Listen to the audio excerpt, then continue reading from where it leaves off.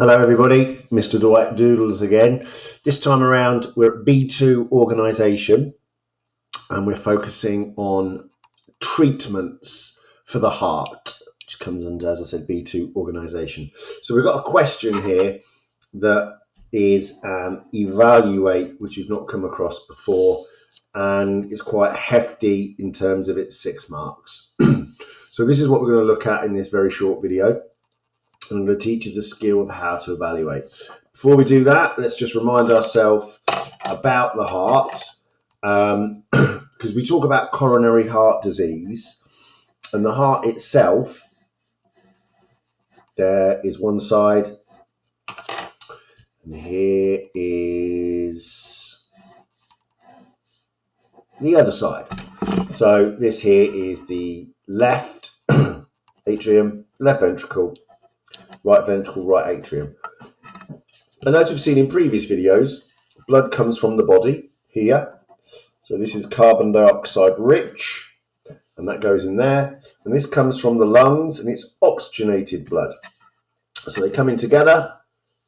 These fill, the atria fill, then they squeeze, they push, and then these contract, and then they force the blood up there. This goes back to the lungs and this goes to the body. And this happens every minute of every living day because the heart provides blood flow, and the blood flow contains oxygen and glucose delivered to the cell. So you can have the full breakdown of glucose in the presence of oxygen to release energy. Now, the hard part is, even though blood is pushed through the heart when it beats every single living moment, these cells do not take any nutrient from the blood. They don't take any oxygen or glucose from that blood.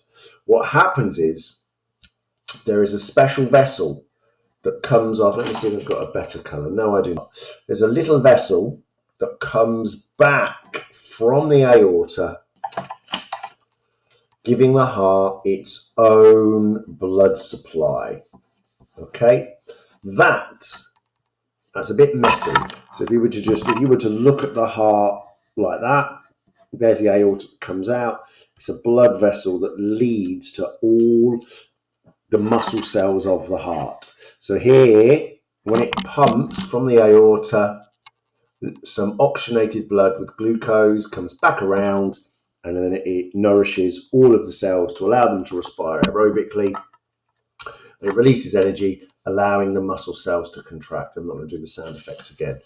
So, but the problem is if this gets blocked here, then this section of the heart is going to struggle to contract. So there'll be less pressure. Okay? The heart will have to work harder. But the real problem is if it gets blocked here.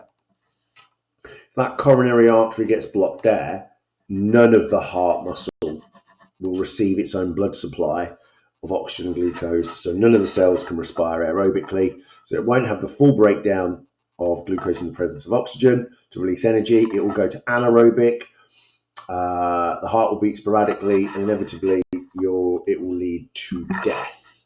So what causes this blockage? So we've seen this before in the previous video. Here's our artery. You get plaques which are made of cholesterol that block the artery. So the red blood cell struggles to pass through. And that blockage lowers blood flow, which lowers the delivery of oxygen and glucose to the cells. And I keep going on and on about aerobic respiration. So we can do something to these plaques. And the first thing that we have is we take a drug, and that drug is called a statin, and that statin lowers cholesterol. Lowers cholesterol. I hope I've spelled that right. I have. And then therefore it reduces the number of plaques. We're going to talk about this in more detail on how to answer the question shortly. Or here is our plaque. We can have something called a stent. Now, the stent is a piece of mesh, and in the mesh is like a balloon mechanism.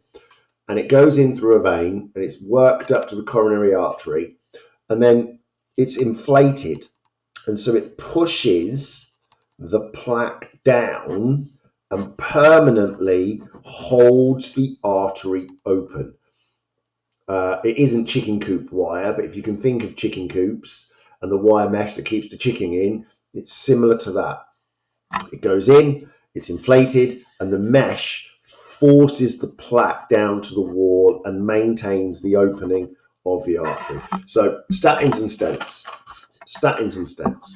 Let's have a look at a very common question that you receive in your exams.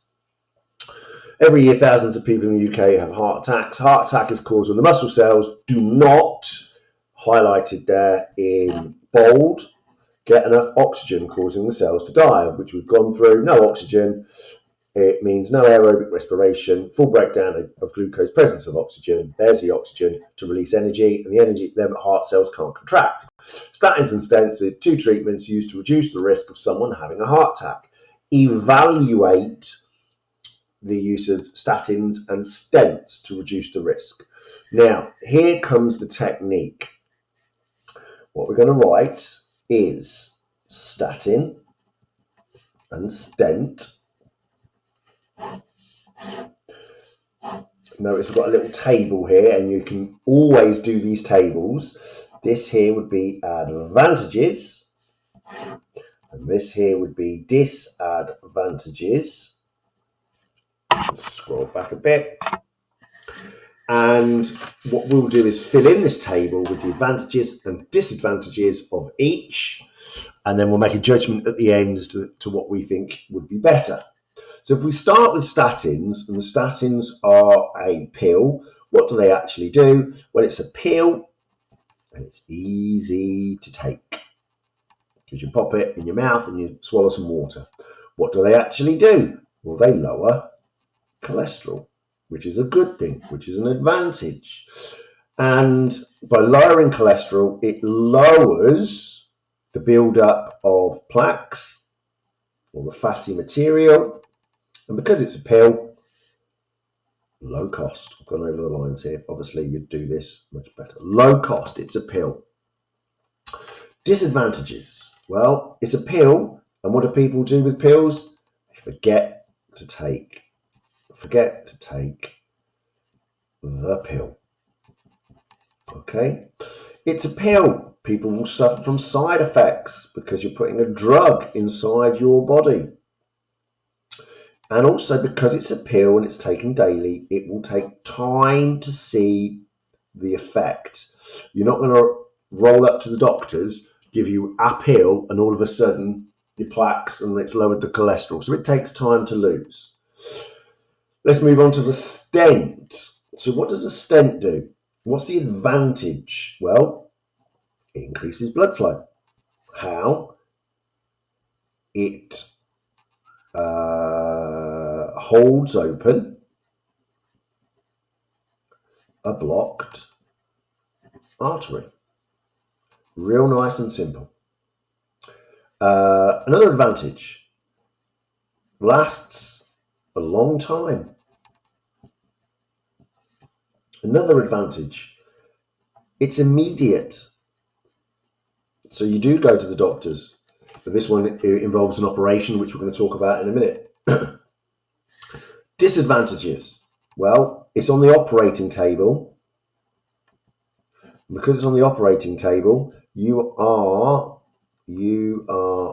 prone to infection and blood clots because you're opening yourselves up. So that is how you would answer a question in order to evaluate a simple table: statins and stents, advantages and disadvantages. But this could be anything, and you just put the comparisons in that you need to evaluate in at the top. Okay, I hope that helps.